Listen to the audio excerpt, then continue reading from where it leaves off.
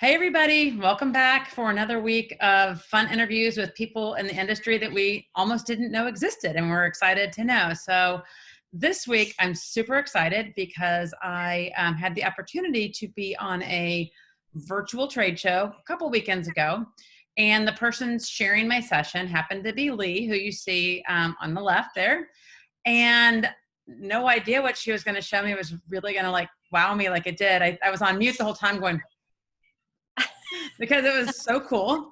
And I'll let them tell you a little bit about them and about their company. But this is not a session of licensed cosmetologists. I'm guessing you're not licensed cosmetologists. I think I did not hear that. But people who have a very unique approach to a product that we all need right now, that I think could be really useful to everyone in this industry.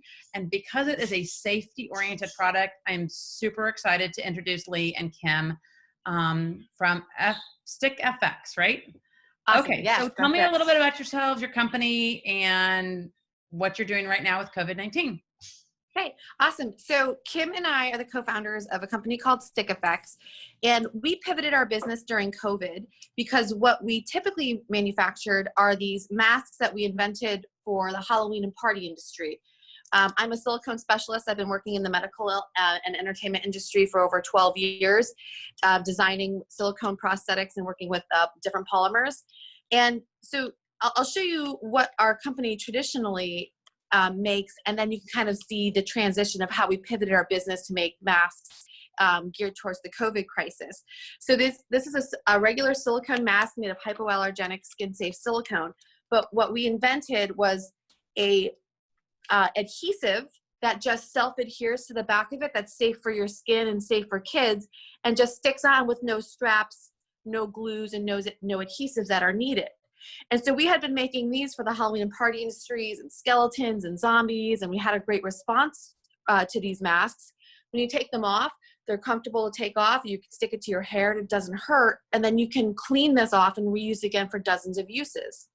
Well, when the COVID crisis hit, a couple things happened. Kim and I were looking at everybody on TV wearing the surgical masks with the big gaps on the sides and thinking, how is that safe when you have these big gaps and particles are just kind of getting in? And Kim sort of suggested, don't you think our patented silicone adhesive would help keep the mask close to the face and seal it in so that you're not letting in particles where you don't want them to be in?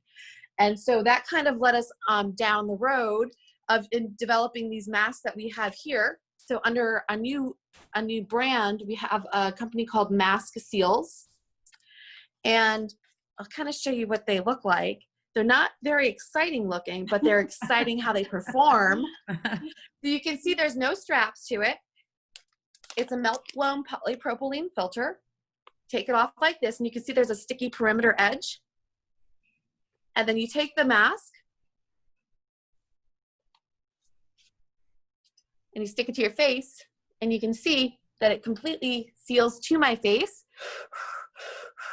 And that part is not paper, right? It is. This is not paper. This is melt-blown polypropylene. You can, which is one of the commonly used materials in the surgical mask. So it's a really good air and fluid barrier. Okay. So it's very light and very breathable, but it also provides a good barrier for masks. So typically, this is a single ply to make it, because we invented it as a more of a disposable, easy to breathe, comfy on the go solution. Right. And it holds the adhesive well. Okay, perfect.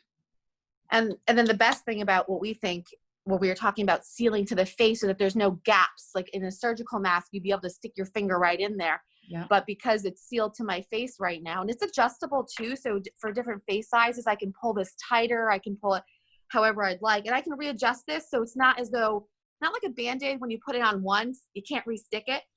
This can re-stick again. So if I don't like the way I positioned it, I can do it again.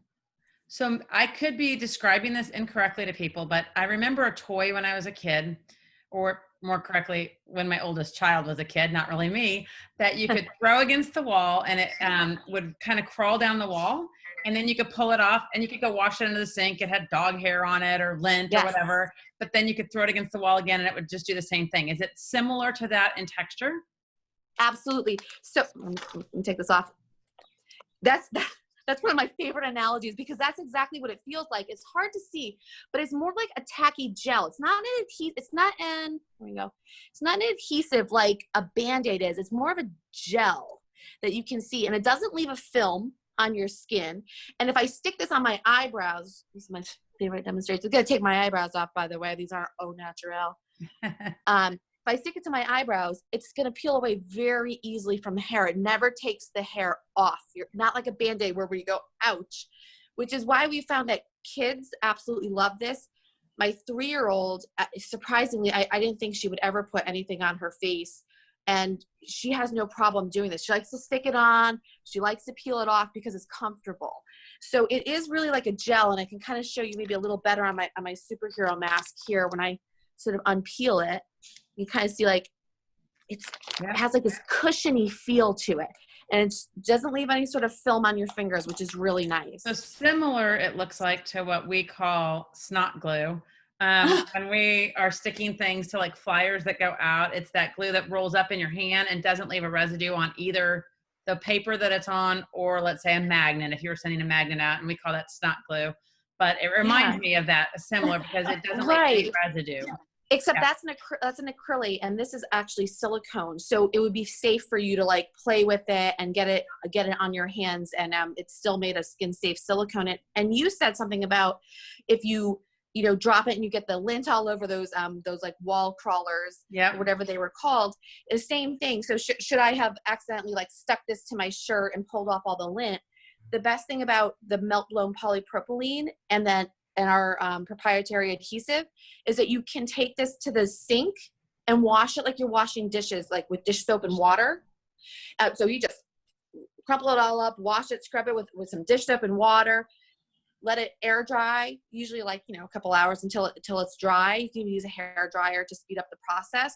And when the mask is dry, you'll be able to stick it back on again. So you can clean it should you accidentally drop it on the ground and we say that because, we're so concerned about germs, but should you be in an environment maybe at home or it drops onto your shirt where you're not overly concerned about the virus sticking to the mask itself or touching it, you could certainly wash it with dish soap and water to clean it off.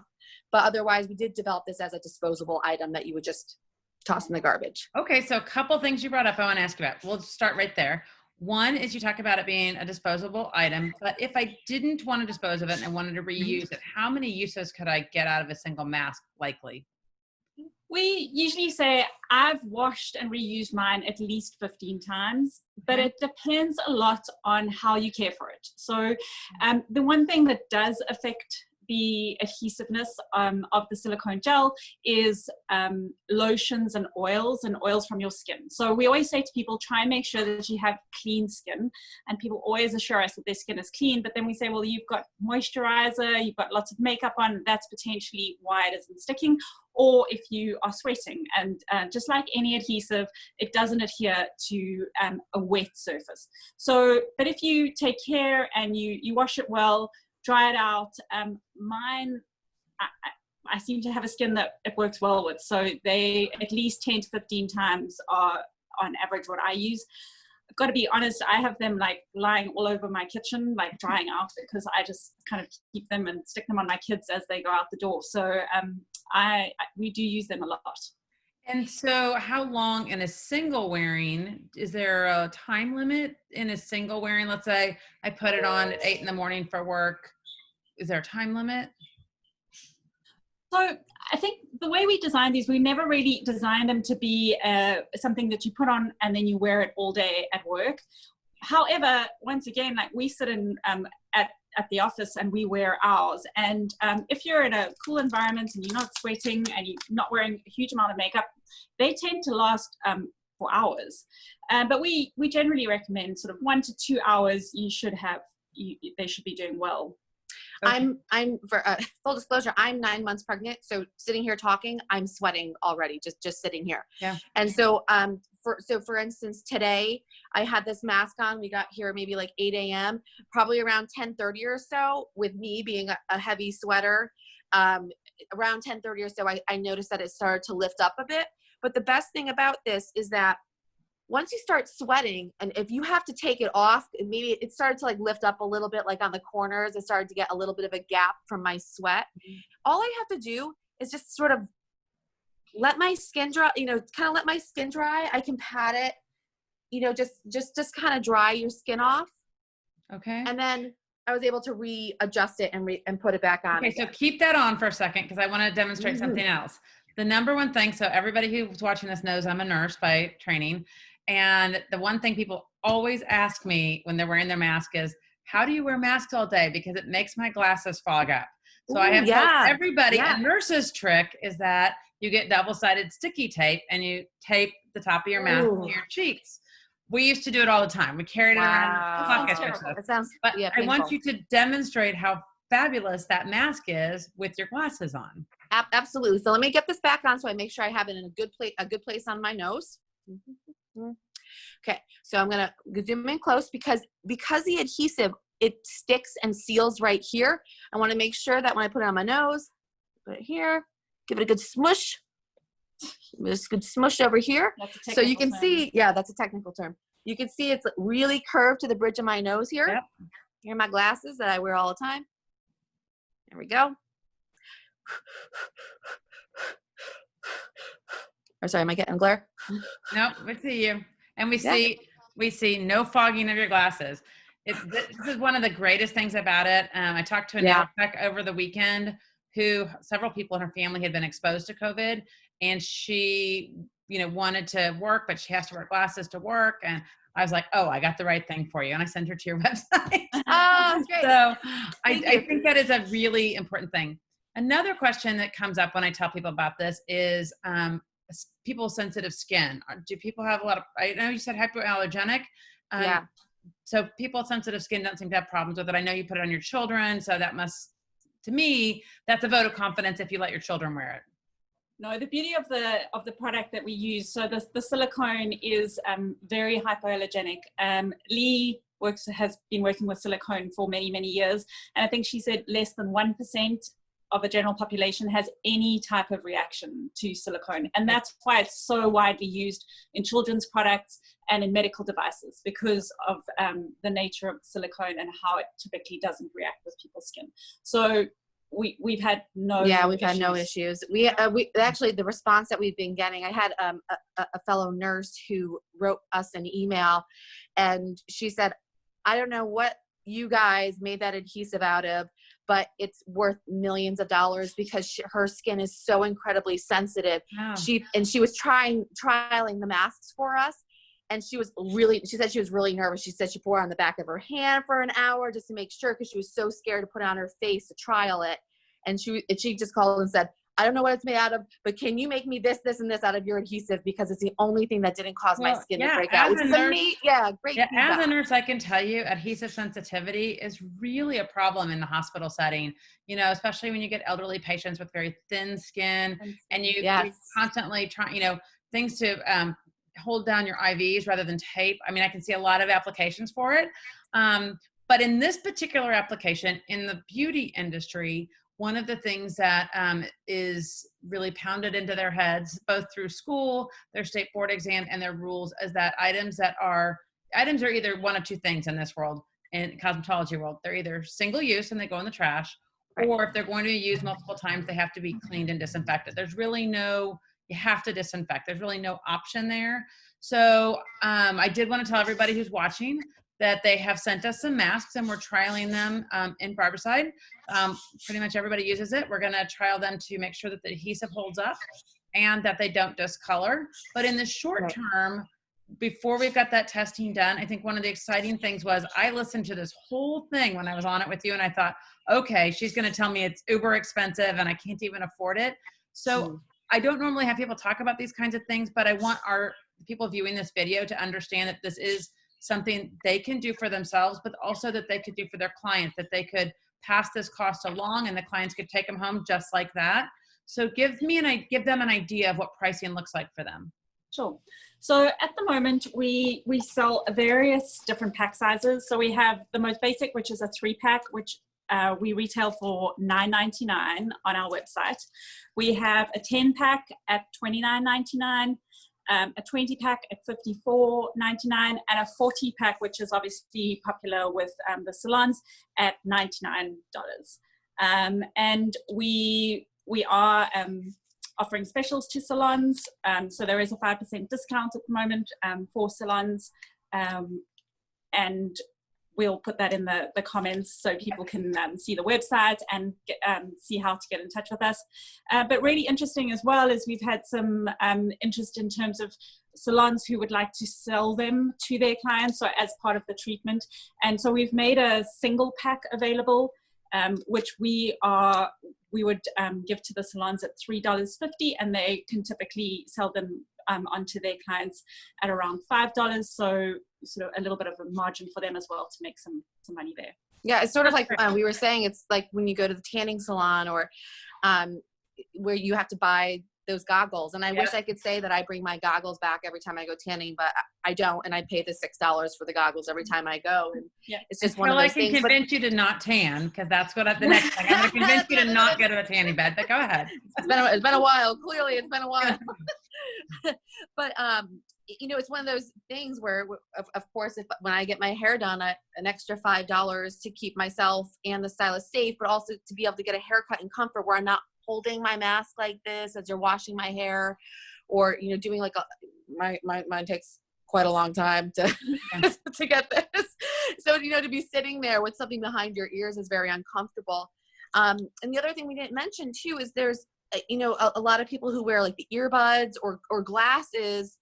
You know, just having a little something extra behind your ears and your glasses sitting on top, or if you have a hearing aid, you know, it's extremely uncomfortable, especially to be at a salon for a couple hours with something, you know, weighing on your head. So it really is a great option for stylists to say to their clients, you know, for $4 or $5, would you like to purchase one of these to make your experience a bit more comfortable? And I don't have to worry about snipping your, the straps on your mask on accident. And are they one size fits all, like, or do you have a smaller? Oh, you're so good. I was just gonna say that. Oh, good. Yeah, you're good. So what we have we have two sizes, a large and a small. I've been demoing today with the large one. Kim prefers to wear the smaller size. This is also my 3-year-old also wears the size small. We have tons of photos of kids on our website. Kim is very, very petite over there, and she wears the size small. I wear the size large. So we'll both put them on. You can kind of see the difference. Boop.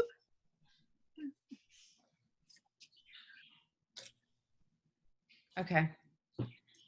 And they both look like they fit fine. So yeah, they both look like they fit fine. It really depends on what you prefer in terms of the feel. I feel comfortable in the small.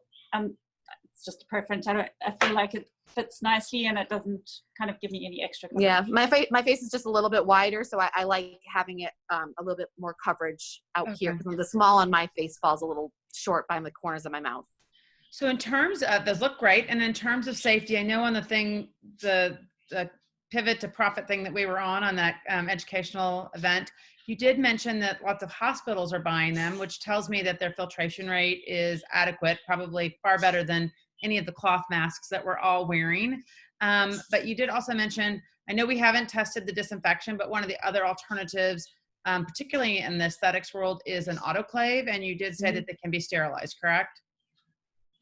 Yeah. So we had a bunch of hospital partners that were really great in trialing these. And we really do, you know, these are not something that a nurse is going to wear that's exposed, you know, working on a virus floor or anything like that, but it's certainly really good for maybe their patients. We've had people that go in for surgery that have been wearing these so that they have something that they know is breathable. I had a young girl reach out to me and say, thank you so much for inventing these, because I'm sitting in a car waiting for my mom to come out of surgery, and knowing that that's a breathable mask and she can breathe while she's under anesthetic is giving me comfort while I'm waiting in the car for her. Right. So it's a very good like patient mask, because it really is it's a very it's very much a procedural mask. It's certainly not an N95 mask of any sort to protect a doctor or anybody that works around, you know, a sick patient. But we have been getting a really great response from the hospitals as far as being a good procedural mask for their patients. Excellent.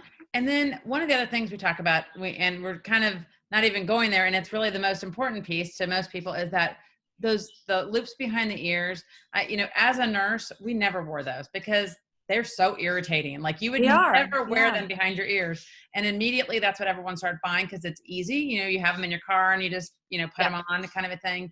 Nurses, we always wear the ones that tie on the top and tie behind our neck because that's much more comfortable long-term. But you seem to have found the sweet spot of comfort and convenience, right? It's convenient and it's comfortable. If I take that and I put it on the plastic, and let's say I leave it in my car, can it tolerate temperature changes or no? Yeah, we've been really impressed with the temperature sensitivity with these. So the masks that we make here, these silicone masks for the party industry, we worked with Disney on Ice with some masks as well, and they got put into a shipping container for over 2 months over in Asia, and the temperature inside the shipping container was over 350 degrees. Oh, God. And we were really, you know, so that was a great test on our adhesive to see would that affect when they took them out of the shipping container and brought them to the show. Did it affect it? And it didn't. At 350 degrees, this entire mask is going to melt, so you certainly wouldn't want to do that. But I leave mine in my glove compartment. Okay. And I haven't had it. Well, we're in Connecticut though, so it's a full disclaimer. So if you're down in the South, I don't know how hot it gets in your car, but so far we haven't really anything that's over 175 degrees. Anything below 175 degrees, we've found that they're fine. I love that you are seems like a small company. It seems like it's a woman-based company. You're speaking to a largely female base when you talk to this industry. And I foresee that this industry likes things to be pretty all the time. So I foresee that maybe down the road, if we're all still wearing masks 6 months from now, that we might start seeing some designs on them or some that make kids feel like it's more fun to wear them, that kind of thing. So I'll put that little bug in your ear because I'm sure this industry will love that. But for right now, you have really come up with a great solution for, you know, everybody's struggling with it. I live in a place where we just went under orders to wear them everywhere in our city. So both my city and my state. So I do feel like everybody's going to be looking for solutions, and yours being reusable and comfortable is just a great solution in my mind. Is there anything else you want to tell us about yourselves or the company or what's coming out? Yeah, we have another product that is. I wanted you to show those. Yes, I forgot about those. So we developed another product, and you know these masks, the strapless ones, they sort of came as an idea, of course, as the salons here in Connecticut were opening, and everybody's going, how am I supposed to do my job without these? And we were waiting. Our original design was the one that Kim has here. This was our original design, and it took so long because of supply chain delays to be able to produce a silicone frame for these. We invented these in the meantime, but what Kim is wearing is this filter that you've been seeing me stick on my face with a lightweight silicone frame that goes over it. So for people who need to wear them for a really long period of time, so we were saying like wear time with these, you can expect a couple hours and then it starts to lift up and you'll dry your face and stick it back down again. But if you need to wear it all day, so maybe the stylist who has, you know, those 8-10 hour days and doesn't want to worry about it coming off or wants to wear makeup, it doesn't have to worry about the skin being clean before you stick this on. This silicone frame, you don't stick the mask to your face, you stick it to the frame itself. And then, so it's that nice, lightweight, breathable filter with a very lightweight silicone frame with the comfort straps behind the head and behind the neck. So there's nothing behind the ears. Okay. So Kim will show you when she takes this one off. See how the filter is actually stuck to the inside of the silicone frame. Yeah. Great idea. And she could peel it off and throw it away. Or wash it and put it back on. Yep. So we actually just got back from our local police department, and we had some some cemetery workers and the fire department down the street that we're donating a bunch of these to. We're actually donating about 250 of them for essential workers that wear them for long periods of time. And this mask wouldn't be good for them, for that are working out in hot weather, or certainly working around like a lot of people with a lot of talking. Yeah. And do you have any of those pieces you showed when we were together that you would cut, like you could put them in the ear? Do you have any of those? Yeah. They were great. Go grab That was another alternative. I mean, you don't have to go get them, but I thought they were a great starting place for people that maybe didn't want to try this mask, wanted to do something different in between. And they were what, strips of?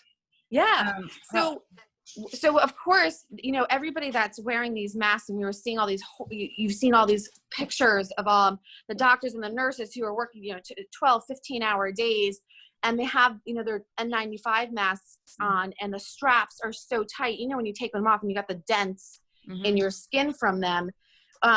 So Kim and I came up with a solution where we made these like soft, squishy little pieces of silicone. So we use a really soft durometer silicone, and it's hard to tell, but it's super squishy, really, really like nice and soft. It feels like one of those, the like fake worms that you go fishing with, like real squishy. That's what it feels like. And you can see that it's, you know, adhered to my finger here. So we sell them in strips, like Kim has there, and you could cut them to size. And so what we did was, you could lift up one of the elastics on your N95 mask, kind of put it there, and drop the elastic back down, so there's a little cushion. So instead of pushing into your skin and leaving the cuts, and because it's so soft, it compresses, so there's no space between the elastic and the silicone, so you're not getting, it's not like putting a piece of foam there, now there's a gap.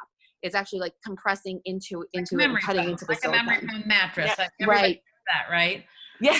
So exactly. So for somebody who has to wear the N95, they'll figure out a way to make that even a safer prospect for them. So absolutely. And you can cut it to size. So some people have like the bridge of their nose getting cut, you know.